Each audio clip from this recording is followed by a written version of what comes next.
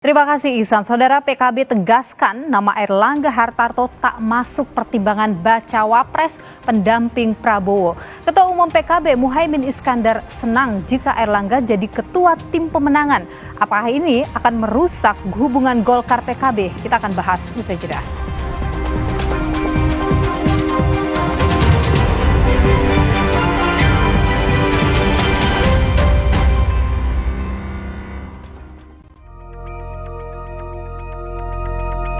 Sebagai motor penggerak koalisi besar, hubungan PKB dan Golkar kini jadi sorotan. PKB dan Golkar yang sudah intens menggelar pertemuan, kini mulai melempar kode soal bakal cawapres.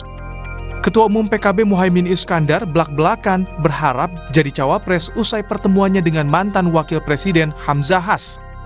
Muhaimin juga mengaku nama Airlangga Hartarto tak masuk pertimbangannya untuk menjadi bacawa pres yang akan diusung PKB mendampingi Prabowo. Ya, kita harus banyak belajar, mendapatkan masukan, dan siapa tahu kalau tidak jadi presiden ya wakil presiden kan gitu.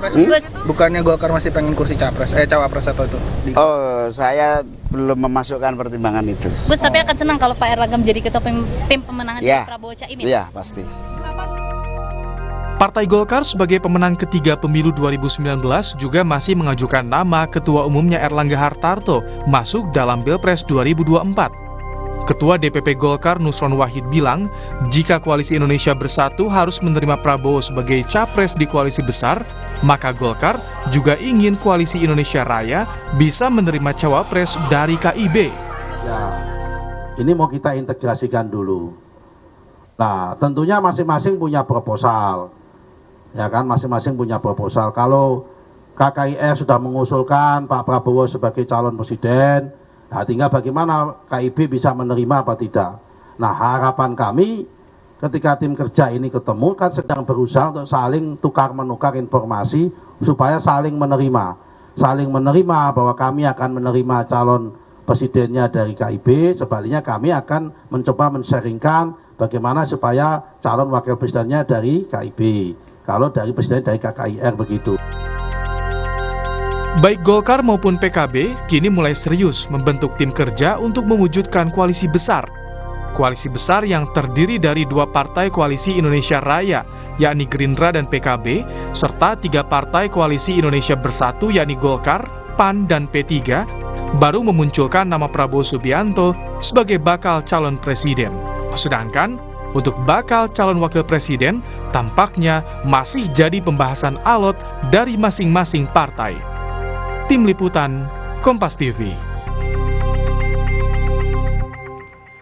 Saudara, untuk membahas soal sinyal rebutan kursi bakal cawapres Prabowo di Pilpres 2024 antara Golkar dan juga PKB, kita sudah bersama dengan Wasekjen PKB Saiful Huda, ada juga Wakil Ketua Umum Golkar Ahmad Doli Kurnia, dan juga ada Direktur Eksekutif Poltreking Hanta Yuda. Selamat sore Bapak-Bapak, terima kasih sudah bersama Kompas Petang. Selamat sore, Assalamualaikum warahmatullahi wabarakatuh. Ya, saya ingin mulai dari Bang Saiful Huda dulu ini soal PKB ini soal Pak Airlangga jadi ketua tim pemenangan. Ini kan disebut bahwa bisa saja justru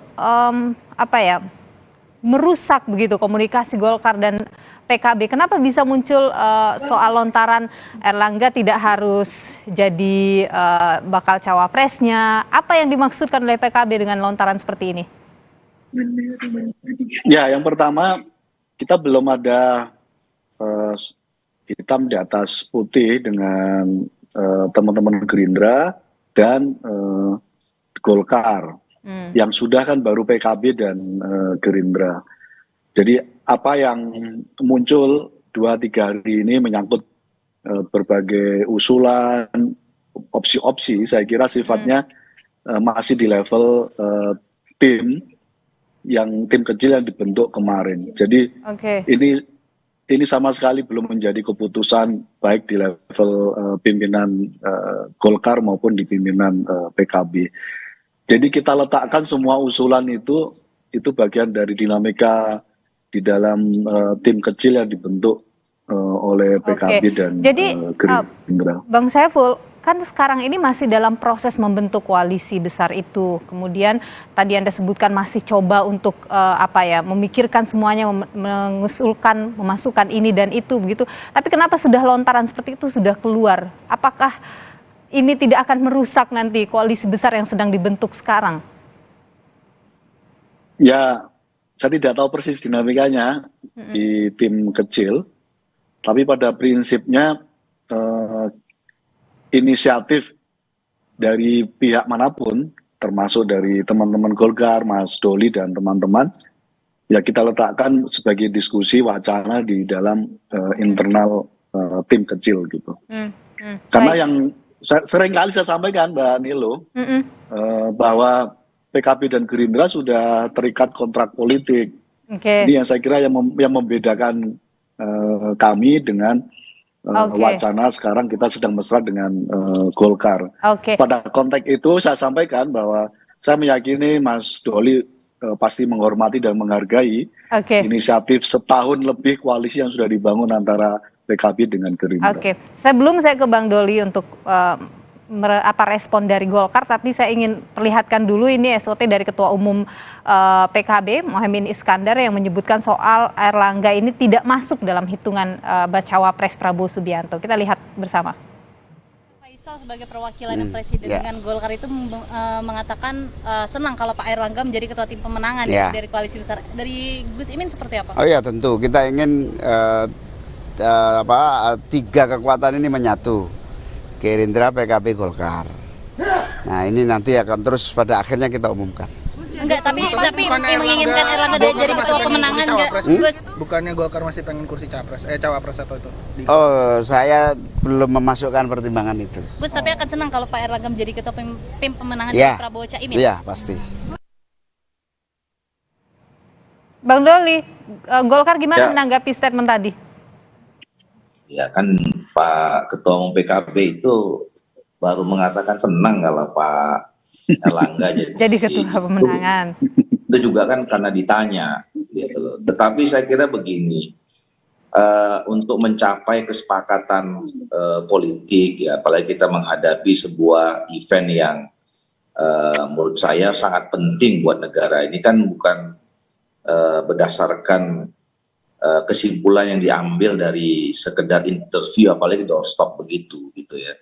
Ini keputusan resmi yang harus disepakati oleh pihak-pihak yang terkait. Kalaupun misalnya tadi disebutkan koalisi Gerindra, PKB dan Golkar, ya itu kan akan mungkin terrealisasi dan memang betul-betul apa adanya ketika misalnya ketua umum tiga partai ini duduk bersama menandatangani sebuah piagam tertentu, siapa jadi apa, dan kemudian diumumkan bersama. Saya kira kan itu yang menjadi. Tapi Golkar sendiri masih ingin ketua umumnya Pak Airlangga yang jadi bacawa pres misalnya ataupun capres gitu di koalisi besar. Kalau positioning Golkar saya kira udah clear dari awal dan sampai sekarang belum ada perubahan.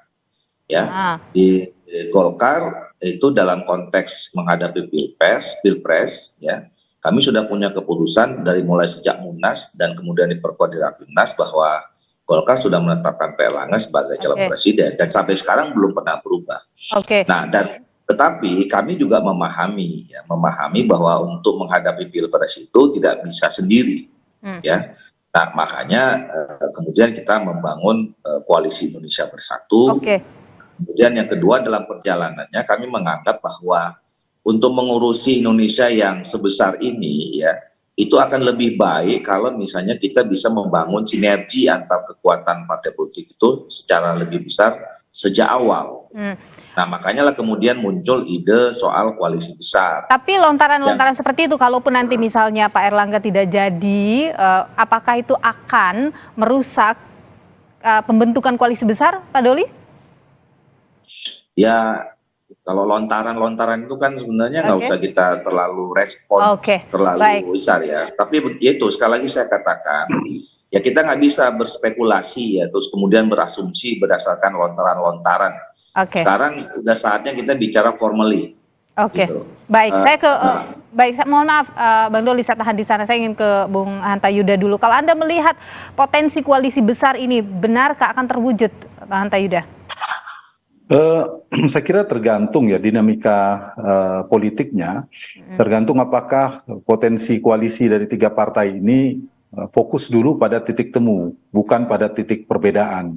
Kalau titik bedanya, titik pisahnya sudah jelas, posisi cawapres.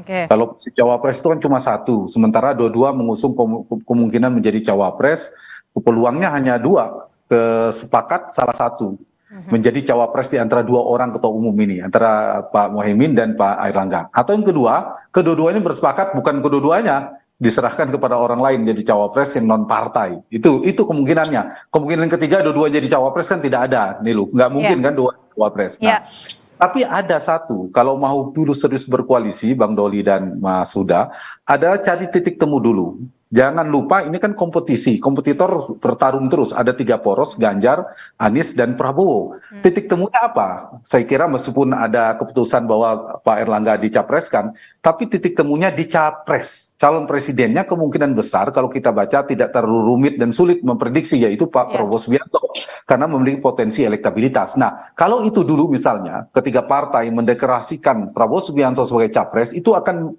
bisa menjadi titik awal menemukan titik temu, sekaligus menjaga stabilitas elektabilitas Pak. Dan mungkin trennya akan naik. Kalau trennya naik, peluang kemenangan membesar di poros ini. Tapi kalau fokus di cawapres, disinilah titik krusialnya dalam waktu pendek, dan disinilah ada kerumitan koalisi, rentan akan bubar kalau sudah membahas cawapres dulu. Bisa jadi cawapres ditunda dulu, menurut saya nanti bisa jadi. Kalau menurut Anda jalan tengahnya apa ini untuk kemudian menyatukan 3 partai ini dalam satu koalisi? Cawapresnya apakah mungkin dari antara ketiga partai ini, antara PKB atau Golkar, ataukah mungkin dari luar? Kita akan jawab setelah jeda berikut ini ya. Tetaplah bersama kami di Kompas Petang.